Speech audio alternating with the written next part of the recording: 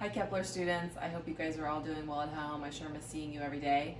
Today we're going to make French toast, which has just white bread and a little bit of butter to cook with and 2 eggs. So that's all you need. For ingredients, all we need is bread, butter, and a couple eggs. When you cook stuff in the frying pan, if you cook meat, you don't really need to put anything in the frying pan with it because the fat of the meat keeps it from sticking to your pan. But whenever you cook anything else, you need to put something in the pan to keep it from sticking. I usually use olive oil with most everything that I cook. As you can see, it's mostly gone.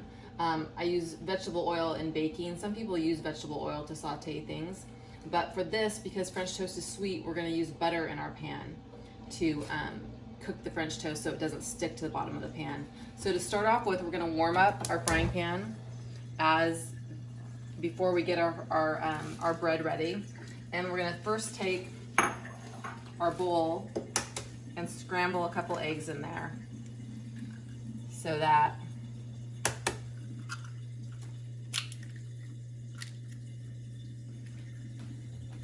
we're making our little mixture to put over the toast. And with that, we just add a little splash of milk to make it a little more fluffy.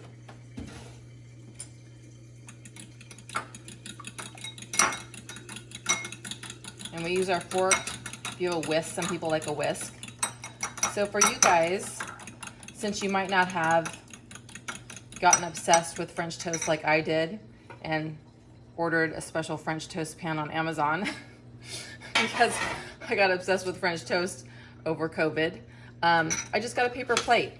Because you're dealing with eggs, you've got to be careful with what you're putting the eggs in so that it doesn't contaminate something. And I thought a paper plate would be something easy for you to pour this mixture into and then soak your toast in.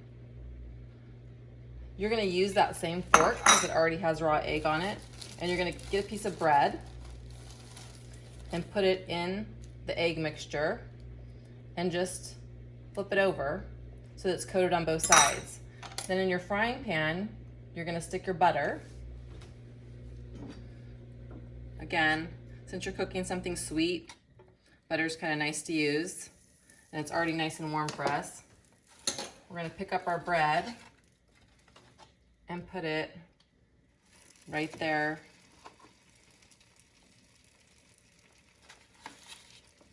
on that. It's gonna take a couple minutes to cook, and I like to lay another piece of butter over the top for when I flip it to the other side so it gets it a little nice and brown. Now, when I was a kid, I didn't think French toast tasted that good because my parents never bought any white bread. They sometimes made wheat bread, or they always gave us some kind of wheat bread. So I didn't really know that French toast really kind of tastes like donuts is kind of what it ends up tasting like. Because my parents were always cooking with super healthy brown bread, but when you cook with white bread, it's really kind of ends up tasting like a donut. It's just gonna take a couple seconds.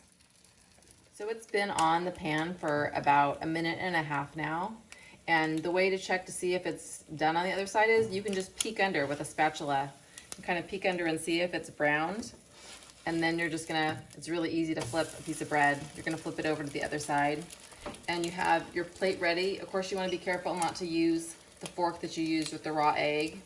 I'm going to make sure that gets into the sink or the dishwasher somewhere, and you can throw away your paper plate that has your leftover egg in it, or you can make that into scrambled eggs too, or you can take your next piece of bread and make your next piece of French toast with it. So it's going to take probably a little less time on this side.